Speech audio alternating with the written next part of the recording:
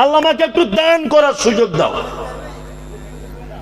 ভুল যদি হয় কি করবেন? দান করবেন। এই দেখুন, আপনাদেরকে একটা কথা বলি, ঘটনা শুনেছেন না?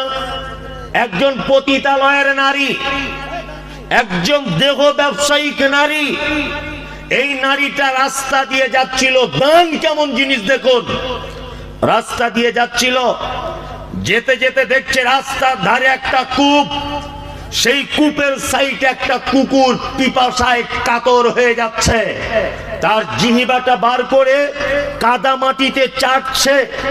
ওই বেশ্যা মহিলাটার মনে দয়া হলো যে কুকুর হলেও তার তো একটা প্রাণ আছে, কুকুরটা কষ্ট পাচ্ছে।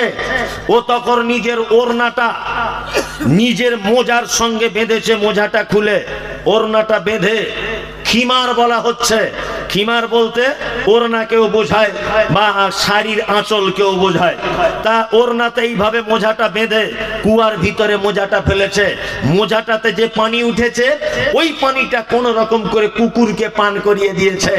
আল্লাহ এত খুশি হয়েছে, সারা জীবনে একটাও ভালো কাজ নেই, সারা জীবন তার দেহ ব্যবসা করে এসেছে, একটা মাত্র ভালো কাজ কুকুরকে পানি পান করানোর ফলে আল্লাহ তাআলা বলছেন তোর বাকি জীবনের সব গুনাহ মাফ, সব গুনাহ মাফ, তোর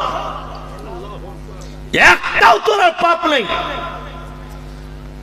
এই ঘটনা থেকে একটা জিনিস বোঝা যায়, কি একটা জিনিস বোঝা যায়, সেটা হচ্ছে এই যে তখনকার দিনের বেশ্যা মহিলারা, পতিতালয়ের নারীরাও গায়ে ওড়না ব্যবহার করত। কি বললাম বুঝলেন না? তাছাড়া ও ওড়না দিয়ে মোজাটা নামালো কি করে কূপের তলাতে?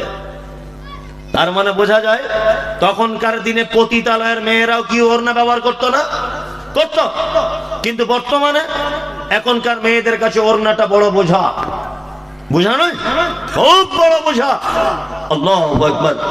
আপনি যতই জীবনে পাপ করেন, কোন ভালো কাজে যে আল্লাহ সুবহানাহু ওয়া তাআলা খুশি হয়ে যাবেন, কোন ভালো কাজে যে খুশি হয়ে যাবেন আপনি নিজেও বুঝতে পারবেন না।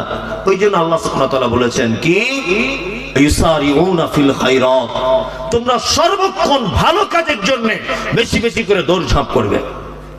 ভালো কাজ যেখানেই আছে। দেখুন একটা কথা বলি, খুব মজার কথা। আল্লাহ পবিত্র কোরআনের ভিতরে বলছেন ইয়ামুরুনা বিল মারুফ ওয়া ইয়ানহাউনা আনিল মুনকার, তোমরা ভালো কাজের আদেশ করো। কিন্তু আল্লাহ এখানে ভালো কাজকে নির্দিষ্ট করে কিছু বলেননি।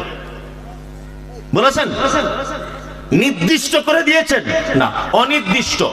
ভালো কাজ অনেক রকমের হতে পারে, অনেক প্রকার হতে পারে। যে রকম আপনার সুবিধা, আপনার মন বলছে এটা ভালো কাজ, আপনি অবশ্যই সেই ভালো কাজের দিকে অগ্রসর হন। আল্লাহ সুবহানাহু ওয়া তাআলা বলছেন কি, আল্লাহ তাআলা বলছেন ওয়াল আজিজুল গফুর, আর নিশ্চয়ই বড় ক্ষমাশীল। আল্লাযী খালাকা সাবআ সামাওয়াতিন তিবাকা, নিশ্চয়ই আমি আল্লাহ আসমানটাকে সৃষ্টি করেছি একতলা, দুই তলা, তিন তলা, এইরকম স্তরে স্তরে স্তরে স্তরে। তারপরে আল্লাহ সুবহানাহু ওয়া তাআলা বলছেন আল্লাযী খালাকা সাবআ সামাওয়াতিন তিবাকা মা তারা ফি খালকির রহমানি মিন তাফাউত, তোমরা কি তোমার রহমানের সৃষ্টিতে কোন রকমের ভুল, কোন ত্রুটি খুঁজে পাও? আল্লাহ সৃষ্টিতে কোনো ভুল আছে? আছে?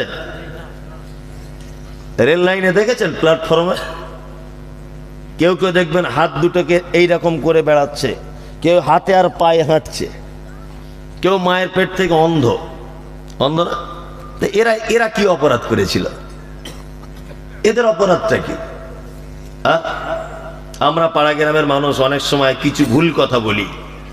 কি ভুল কথা বলুন তো? মারাত্মক ভুল কথা। পাড়ায় দেখবেন কোনো মানুষ যখন 4, 5, 6 মাস বিছানায় পড়ে আছে, রোগে ভুগছে, পাড়ার লোক কি বলি আমরা, শালা ঠিক হয়েছে, বড্ড বাড়াবাড়ি করছিল, লে দেখ আল্লাহর পক্ষ থেকে কেমন আযাব হচ্ছে। একদম না, একদম না। ও আপনার থেকে বড় জান্নাত ওর জন্য অপেক্ষা করছে। কারণ যার পরীক্ষা যত কঠিন হবে তার প্রাইজ তত দামি হবে। কি বললাম বুঝলেন না? যার পরীক্ষায় যত কঠিন হবে তার প্রাইজ